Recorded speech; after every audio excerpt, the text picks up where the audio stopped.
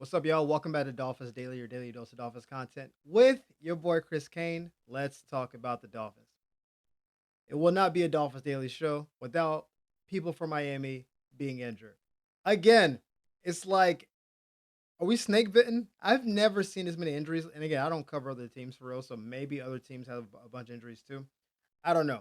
But I know we had a number of people be injured today, including rookie Kenneth Grant, Jordan Brooks, um, Jalen Wright. It's just a lot of a lot of critical people. We already lost people for the year. Then we got some reserves that are hurt.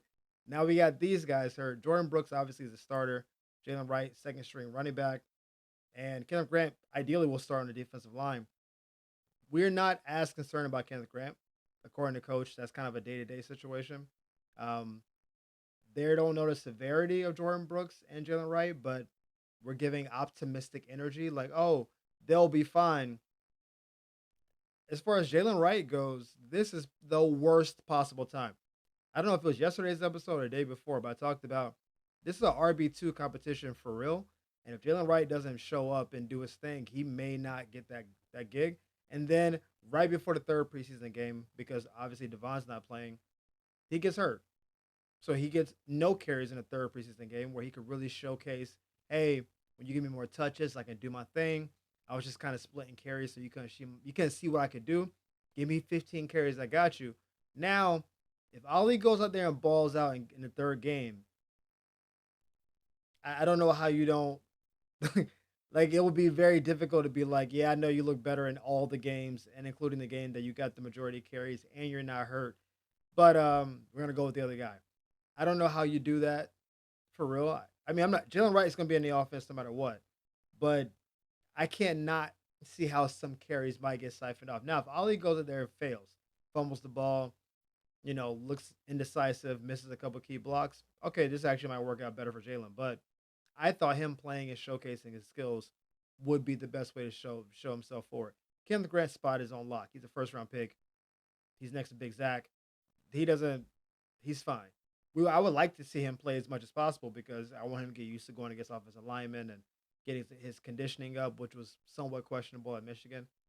There's a number of reasons why he should be playing, but there's no doubt about his job security, like guaranteed contract.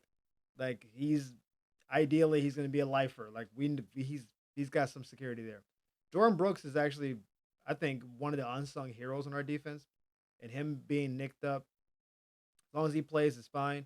We're weirdly okay at linebacker. Like we don't talk about the linebacking core that much because they're just solid. They're not top 10, they're not bottom 10. We're just somewhere in that middle floating around where we're not deficient at linebacker, but no one's like, oh man, this is Lance Briggs and Brian Urlacher linebackers. So we're not there, we're not there. We are 9-8 at linebacker. Like right in the middle. But there's some skill there. I think Willie Gay being on the team is for sure adding a spark because one, he's a multiple time champion, but he just plays with a certain amount of intensity. So I'm not worried about Jordan for real. I think our linebackers are good. But that Jalen Wright one though, that's one I saw. I was like, ooh, that may be the worst possible timing for him. But hopefully it's not serious and then he gets some time. I think again it's on the board that Devon won't play in the first game or two to get him healthy. So if that's the case, then I think Jalen will of course get his carries because Devon's not playing. But you don't want to get hurt when you're at a in a competition with a young pup who's trying to take your job. So we'll see what happens. We've talked a lot about the secondary and mostly how just maligned and injured they've been. Um, Jason Marshall Jr. is a former Gator, so y'all know I'm a Gator fan. So shout out to UF. And he at Florida played outside corner because that's how Florida normally plays. Like he's been a matchup, man to man kind of press corner guy. We have decided to not play him on the outside. We threw him in the slot and said, figure it out. He did not play the slot at Florida. Now you're thinking, well, cornerback is cornerback, outside, inside, whatever. They're not totally different positions, but there's a big enough variance between the two where like Mike Hilton can only play slot corner for us because playing outside corner is such a big flip, which is why we brought him in. We brought him in to be our slot corner. Outside corner You have the sideline as your friend, but you're split out so much wider that there's a lot more field that you have to deal with. The route combinations are different. When you're in the slot, it's more of a quick, twitchy kind of thing. It's usually a three-way go, left, right, or straight. Most receivers don't. I mean, they do run like kind of seam type routes. That's more of a tight end route.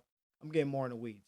But when you're in a slot, your biggest claim to fame is being short range, quick.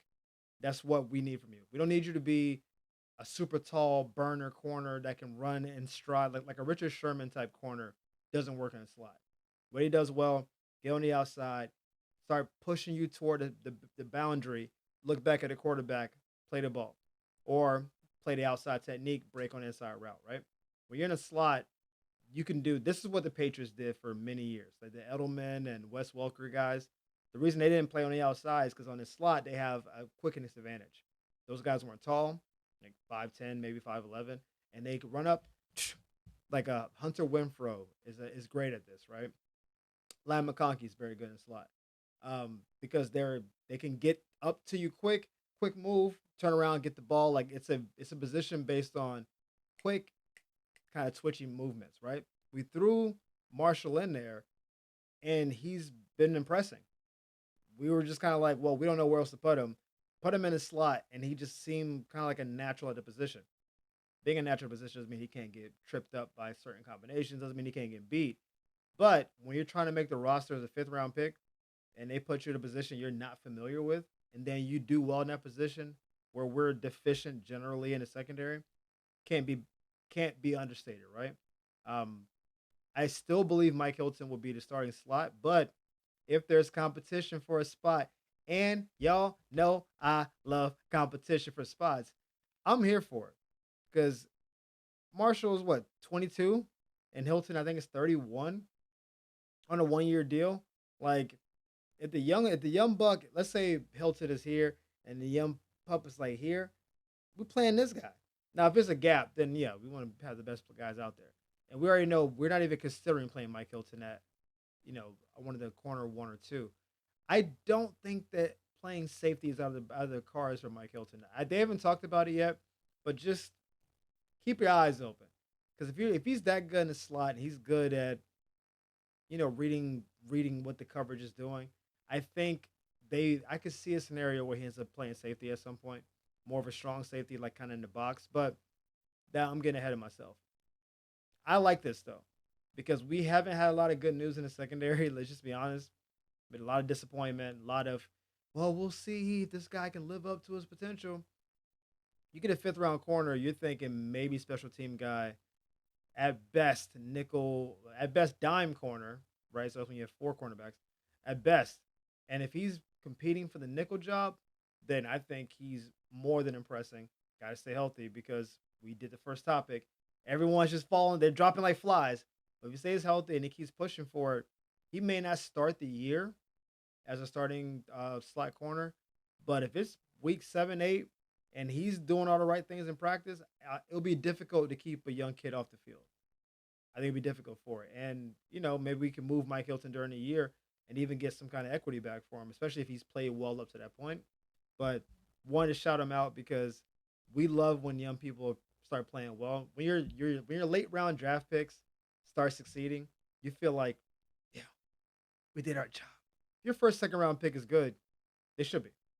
Your first second round pick. If you told me this year, yo, Jonah, first team all rookie offensive line, I'm like, yeah, it should be. I won't be shocked. Now, if he's like a Pro Bowler, like all pro, then well, wait, that's crazy. Second round pick. But yeah, he should be good. We put equity. Like if you tell me Kenneth Grant is one of the, 10 best D tackles, I'm like, yeah, that makes sense to me. You tell me a fifth round corner somehow gets on the field and makes an impact as a rookie, that's good stuff. So shout out to you. Hopefully, see you on the field a little bit more. Speaking of young guys, Malik Washington, I've talked about him a couple times because he just pops to my eye on the field. Y'all know I don't fully believe in the preseason. I'm not one of those guys. What I look for is traits, and I look for if you pop to my eye. Those are the two things I look for. I understand you're gonna make mistakes, especially if we're installing new packages and new plays, and you're trying to learn things on the fly. But if I just see like a little, ooh, hold up now, that that might be enough. That's why I mentioned Ollie Gordon earlier because I'm like, oh, he looks a little faster than I thought he was. It's a little bit of extra, even if it's a 4 yard carry where maybe he meets somebody in the box, drops his shoulder, takes 2 steps and falls forward. 3, 4 yard carry. But I'm like, well, that physicality showed me something. You just start noting what you see. You start noticing some of the traits. Malik Washington to me, I mentioned last year, I thought he played really well while Tua was playing. When we put Huntley and everyone else in the game, it didn't work, but it's not his fault. We didn't have good quarterback play. But I mentioned last year, Malik Washington, when he played, was top 10 in win rate. Like how often he got open. In his games that he played, at the time that he played, he was top 10 in the whole league.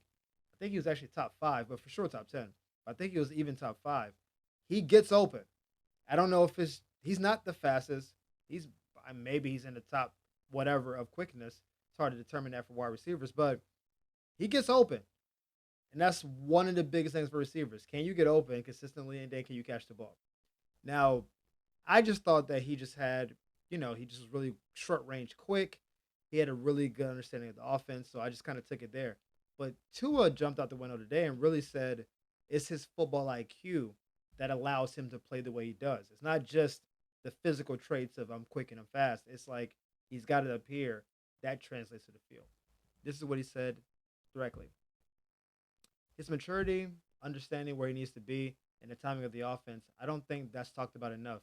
He's very smart, very intuitive, just knows where to be in the right spots.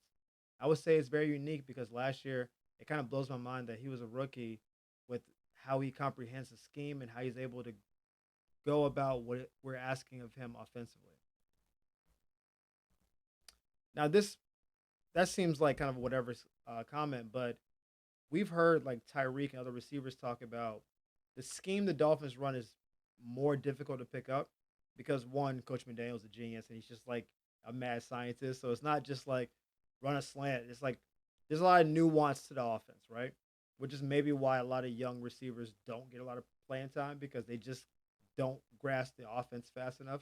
And the offense is, if you watch Tua in the pocket, catching the ball fake here, flip here, like it's a lot of it's not nonsense, but it's nonsense to the eyes. It's like window dressing.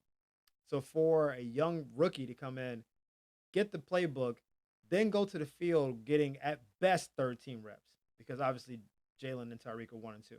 At best 13 reps. And then when Jonnu emerged last year, fourth, like he's the fourth option. But every time you saw him, he was like, there's something there. So Tua was saying, like, the fact that he knows the offense so well that even as the fourth option on the field where the Dolphins do a lot of stuff in between like the hashes. We don't throw deep outside, maybe because Tua's left-handed, maybe because that requires more arm strength. There's probably a lot of reasons why we don't do it. It's in between those hashes and more toward like the hooks. We do a lot of those routes. When you play in the slot, that's where you live. So he's running in the same circle of routes that our number ones run in, but somehow find space without getting in their way. If you saw the pick that Dylan Gabriel threw when he played for the Browns in like the second game, it was two receivers in the same area because one of them wasn't where he needed to be. One should have been a little bit further up the field, ideally sucking the coverage towards him so the underneath guy can get open. But because they were so close together, the underneath guy was just like, I'm just going to break off and make a pick. You don't throw the ball because they both were too close together. But those were two bad routes, or at least one bad route that put you in a bad situation. So Malik being a young guy on the field with the guys that we have, if he's in the wrong spot, Tua could be like in between throws and lead to a pick. A lot of things can happen. The fact that the quarterback thinks as highly of you is as good as it gets. So I gotta charge my thing. Oh, there we go. I mean, I think he's gonna make the roster. Obviously, I think he's gonna be wide receiver 5 as of now. But he's competing with a couple other guys. But I just think, to my eyes, he's been great. I I don't see any reason why he won't make the team, barring an injury. But when the quarterback is like, "Hey, I like this guy. He gets open. He does his job," that's probably as good of an endorsement as you can get. Like, and when you actually watch him play, it's quite evident. This is not just Tua being like, "That's my man's hold him down." I was saying this 3 months ago. Like, hey, I know we got Nick Westbrook, and we might draft another receiver, but I like Malik, and I think Malik right now is probably our starting wide receiver three. I think he's outplayed everyone else. So shout out to Malik. Now, if you recall, 2 games ago, we had our joint practice with the Bears before our first preseason game, and it got a little reckless. Right, the Bears is out here acting like Stone Cold Steve Austin, taking out people, putting people in the Stone Cold Stunner, like trying to push around the Dolphins, saying what and a bunch of other nonsense. And the team looked soft. We talked about it, right? Barry Jackson was there, and he's like, "Hey, I don't know what's going on here. Like, I'm watching these guys get pushed around. They're knocking Tua down. What is this?" And then the Detroit practice happened, and then we know what kind of disaster that was. For some reason, Aaron Brewer decided to spin the block and talk about the Bears practice and give a little bit more context to it, because we're thinking the way they were reporting is that the Bears is out here like clotheslining people, jumping from the top rope, doing Hardy Boys level stuff. And basically, he was saying, we're running 707 drills, which, for those of you who aren't like super inclined in football, it's wide receivers and cornerbacks. It's wide open field. The quarterback doesn't get hit. Generally, it's just who can get open, who's quicker to the ball, free space, no offensive lineman, no D lineman, all skill positions, right? It's a good way to see how receivers match up against cornerbacks. That's basically the big thing.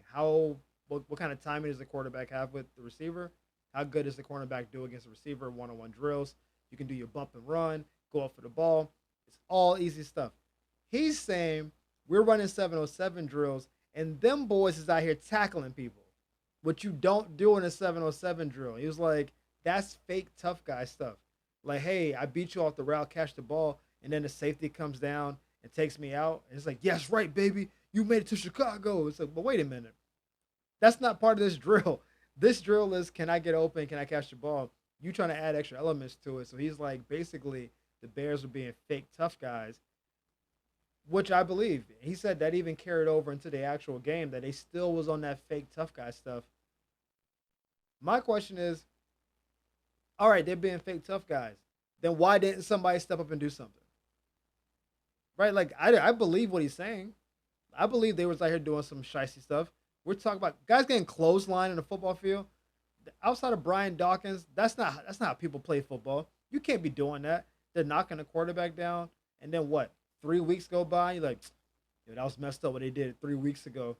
This should have been the same day on the field, the same time. If you know they're trying to do this nonsense to you, you check it then and there. The fact that it festered for this long, I don't know if Jacksonville was trying to do some of that today, and he was like, "We're not getting punked twice." I don't know where this came from. This feels like you should have said this then, not now. But the context does make it make more sense, because it felt like we just showed up and got pushed around by a team that I don't think is going to be a great team. Versus, hey, we're trying to execute our offense, and y'all out here trying to take people out, which is some shicey stuff. And again, joint practices are always dicey. Another practice got canceled today because guys are out here fighting. I said it before the first joint practice. The minute you get to go against a different team and you don't have to hold back, there will be fights, because these guys have been in camp waiting to hit somebody, and all of a sudden it's like, I can hit you. And that's what they do. They go after the whistle, they start chirping, and it gets a little reckless. Multiple joint practices have been stopped. Some have been canceled. Like, listen, all off season, these guys have been just recovering from injuries, putting on muscle, ready to scrap. I guess the Bears want to be a tough team, so we're going to do borderline illegal stuff. Miami wants to be a tough team as well, but we just do it with in between the whistles like adults. I don't know what the Bears time is on, but I'm glad we got some clarity. I wish we would have got this earlier. This feels like late to the party, but I don't think as lowly of the team. I do wish that they had checked it at the time, but a little bit more context, that would be a little bit more accommodating. But as always, guys, thank you for tuning in to Dolphins Daily. We appreciate the love and support. Thank y'all for the likes and subscribes. We'll see you next time on Dolphins Daily. Peace.